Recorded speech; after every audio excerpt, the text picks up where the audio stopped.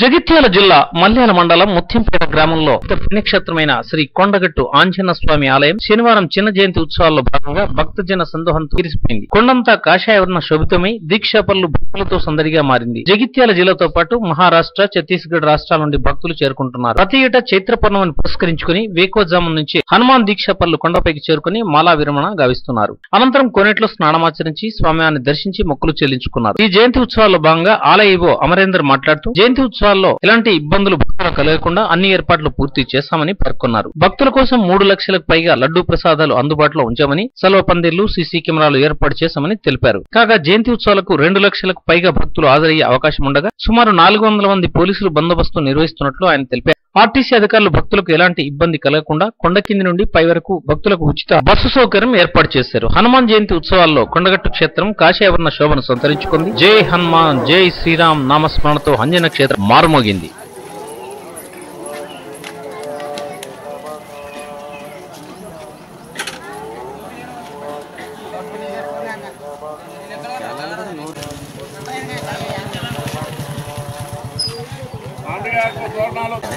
దీక్ష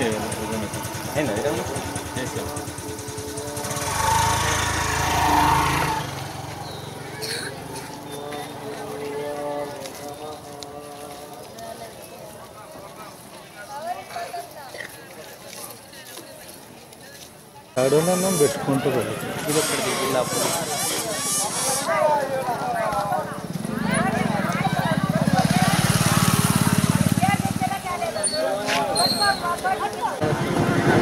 अच्छा टिफिन का चिरा रावना नमस्ते नदी नधारण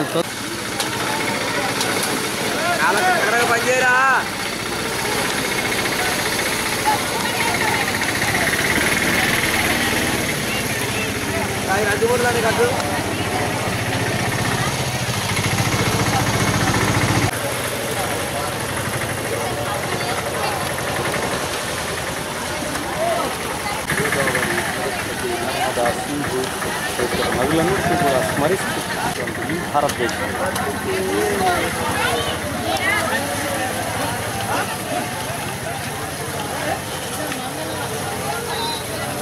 బట్టలు కూడా పెద్దదైనా కళ్ళంటే సేవ చేస్తాయి కానీ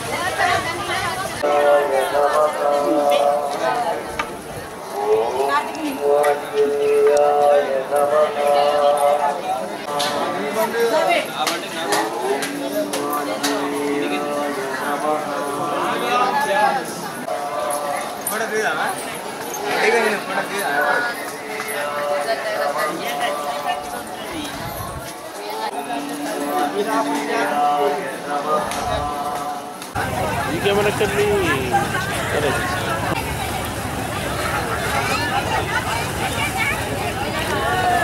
జరిగారు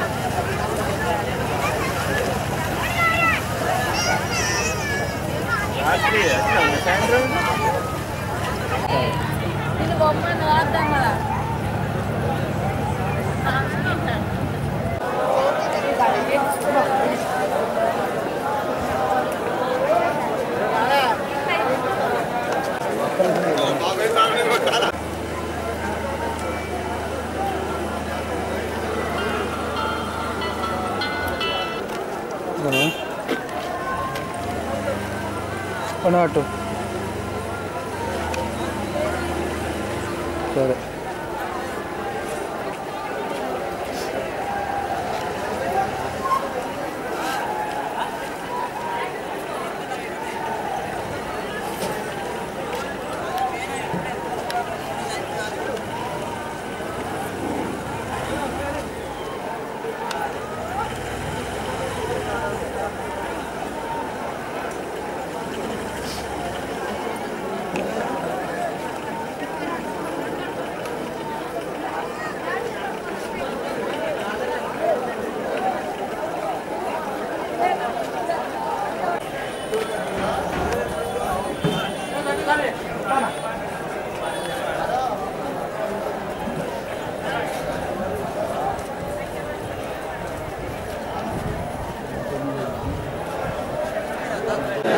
కొండగట్టు ఆంజనేయ స్వామి అనుగ్రహ సిద్ధ్యర్థం యథాశక్తి హనుమాన్ దీక్ష మాల అక్షర స్వామి తీయండి. అయ్యగారు వస్తారు, కొద్దిగా చూడండి. అయ్యగారు మీ దగ్గరకు వస్తున్నాడు. అయ్యగారు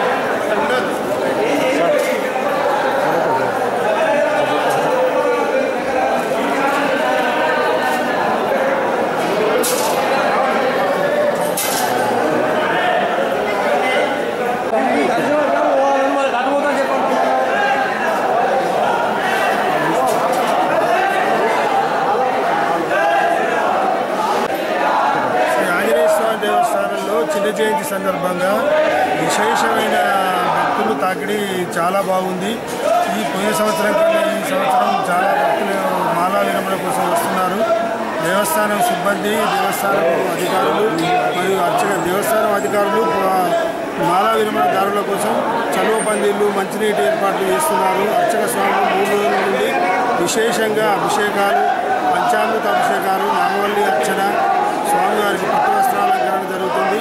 ఈ సందర్భంగా భక్తులకు ఎలాంటి ఇబ్బంది లేకుండా మాలా విరమణదారులకు మాలా విరమణ చేసే సందర్భంగా 200 మంది అర్చక స్వాములు మాలా విరమణ చేస్తున్నారు.